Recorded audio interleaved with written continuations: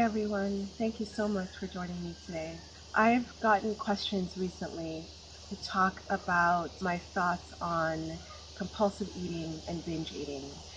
So firstly, I want to say thank you to those of you who reached out to me about this issue. It's an issue that is really near to my heart. As an internal medicine doctor who practices holistic medicine, I have worked a lot and continue to work with a lot of people who struggle with this. But today I'm going to be pulling not just my professional experience, but also my personal experience. And I want to share with you that 20 years ago, I was in the throes of a pretty severe disordered eating behavior. And when I was in it, I wasn't sure that I was going to overcome it. I hid it really well, I believed, from a lot of people in my life, but just because you hide something doesn't mean it doesn't exist. And it was something that ate at me, pun intended, from the inside out, and it negatively affected my physical, my mental, and my emotional well-being. But I can sit here in front of you today and share with you from the other side of that. I would like to share with you today the pearls, the tips, the lessons that I learned during those several years of recovery that I went through, and distill that time really into 5 huge pearls that were really helpful for me. So here are the 5 tips. Number 1 is to exercise a practice of self-love. This might not seem really practical. You might be thinking, I need some practical tips right now, and I'm going to get to those. But I want to start with this one because it is a powerful one. If you're somebody who struggles with disordered eating, you know that a big component of that cycle is self-loathing. So many times I would ask myself with such anger, why do I keep doing this behavior? What is wrong with me? I know better than this. And the practice of self-love stops that cycle in its tracks. Because when you look at yourself and you say to yourself, I love you no matter what, it is so powerfully healing. And until you practice it, it's hard to explain the why of it. At our core, I believe that our bodies, ourselves, are self-loving, self-healing beings. And so if you know that your body is doing whatever it can do to heal itself, that this behavior you're doing is just the only coping mechanism it thinks it knows to deal with whatever pain you're going through, this can be really helpful. So that's my first tip. My second tip is to investigate the what. Look at what you're eating.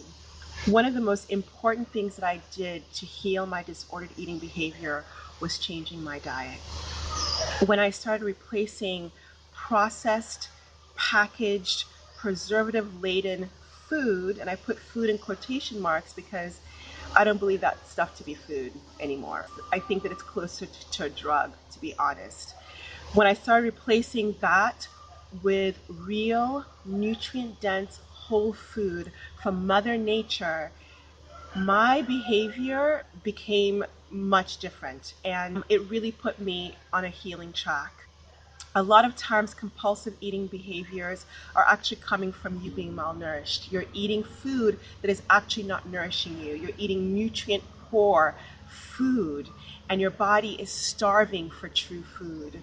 So when you start replacing quite addictive foods that are, again, full of preservatives, full of chemicals, full of flavor enhancers that keep you coming back for more, this is not food. When you replace that with more fruits, more vegetables, your body gets nourished, and that is one of the most powerful things you can do for healing a disordered eating behavior. My third tip is to investigate the how. Investigate how you are eating. I have made videos before on the importance of mindful eating, so I wouldn't go into too much detail about that, except to say that when you start being mindful every time you put food in your mouth, you will start changing what you're eating, and your relationship to food will become much more positive. If you can start every time you eat, eating only when eating, not eating when you're watching television, not eating when you're on the computer working, this can be a really powerful tool for beginning the healing process. I have a link down below on more about mindful eating that I hope is helpful for you. Tip number 4 is to investigate the why. And this is a good segue from tip number 3, which is, again, that a lot of times the reason we start this behavior is because we're trying to cope, and we are struggling with something in our lives or many things in our lives, and we don't know how to cope. So we engage in this behavior so that we can distract ourselves, so we can numb ourselves from our true emotions. Emotion honoring and release, I think, is so powerful. I've talked about it in other videos.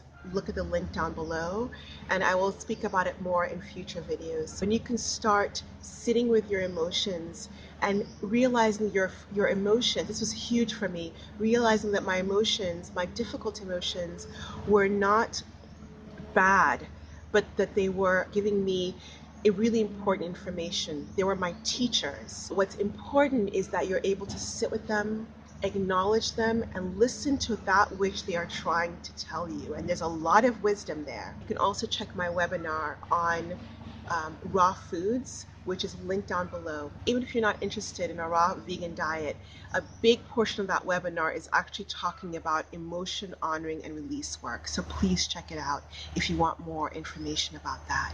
Number 5 is to understand and embrace the beauty and importance of relapse. In my medical residency, we learned during psychosocial medicine that relapse is a really important part of positively changing your behavior for good.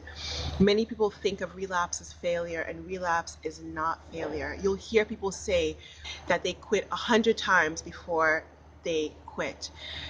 Relapse is so important, and I'd like to actually draw from the wisdom of Annette Larkins, who is an incredible health educator and a long-term raw foodist. In her Journey to Health booklets, she talks a lot about how she moved from wanting to eat a certain way to being able to master eating a certain way, eating a whole living foods diet. And she talks about how she slipped up a lot of times, but every time she slipped up, she looked at that which had gotten her off the proverbial wagon, learned from them, and got right back on again. And that is the beauty of relapse, is to learn to tweak your strategy and get right back on that wagon again, so to speak. That was so helpful for me, to not beat myself up every time I relapsed, but to learn from it and hone my strategy. So I want to leave that with you. As a recap, the 5 pearls I'd like to share with you today on healing disordered eating are: number 1, practice self-love. Return again and again to knowing and loving yourself and accepting yourself as you are, even as you are making that change. Number 2 is to investigate the what. Look at what you're eating. Replace your foods with whole, nutrient-dense food and start healing your malnourished state, if that is where you are. Number 3 is to investigate the how. How are you eating? Start eating more mindfully. Number 4 is to investigate the why. Look at your emotions. What emotions are you trying to distract yourself from? Start learning how to sit with your emotions, honor them, and release them. And number 5 is to embrace relapse if and when it happens. Learn from it and tweak your strategy and keep on going. I hope these tips are helpful for you. I'm sitting here again with such gratitude and such humility. And if there's one thing I leave with you, is to know that you can heal from this. Because I remember when I was going through it, I didn't know if I could. You can heal from this. Persist, and be patient with yourself and be kind with yourself. Please like this video if you did. Share it with anybody you think might benefit. Subscribe for more weekly videos. And I send you so much healing. For those of you who are struggling with this, I send you so much healing and so much love. And until next video, much love to you.